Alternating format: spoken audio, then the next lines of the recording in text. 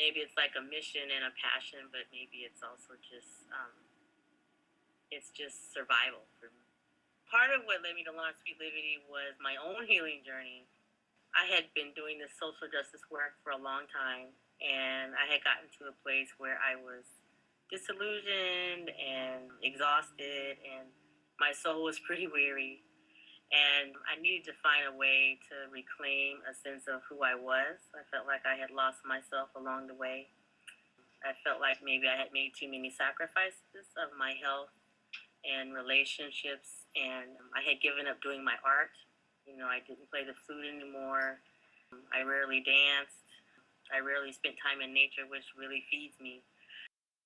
So I started to think back on the way that I had been socialized in my family and in society to be, which was to work really, really hard for what you earn. And work was worth any sacrifice. So the good grades you got from work, the ability to exceed in society because you have an education, the way that you can be promoted through work, all of that was worth whatever sacrifice it took.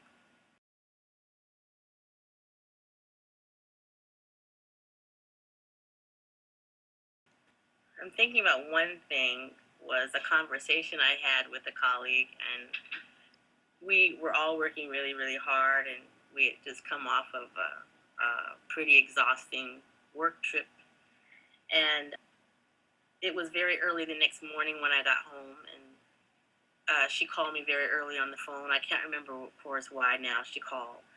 But at some point, she could hear the exhaustion in my voice. And she said, "Oh, you sound really exhausted." I said, "I am."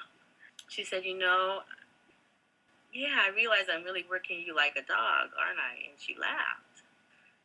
In that moment, I said, "Yeah, you are, and I'm letting you." And in that moment, I realized I don't think I like the person that I will become if I stay in this job. And I realized that for me, if I probably stayed there, I don't know if I would have lived very long. I mean, frankly, the way things were heading, I don't think physically I would have survived. By then, I was already emotionally and spiritually so spent that it was really hard for me to imagine any other way of living or being.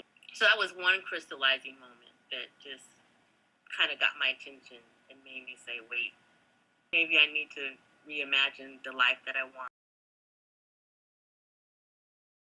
So just really slowly, I started to make little changes so that I could actually feel more alive.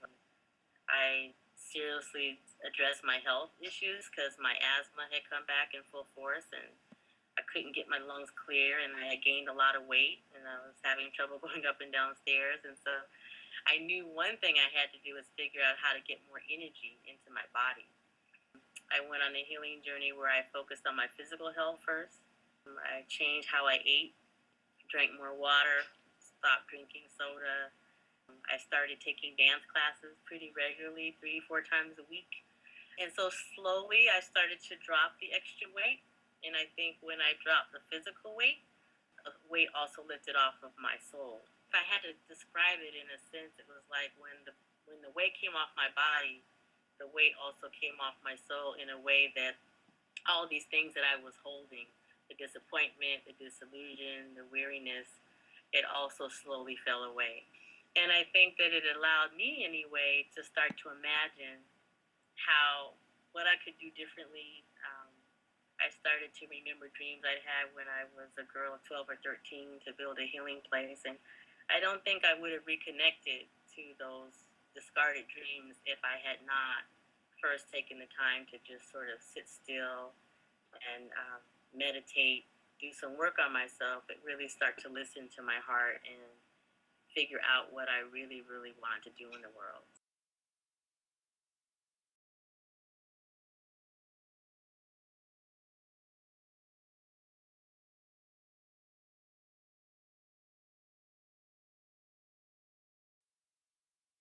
So Sweet Livity for me is about translating the journey that I've been on and wanting to share that journey and invite other people to join the journey with me. so that together we could do this healing work around our relationships with ourselves and with one another and with nature.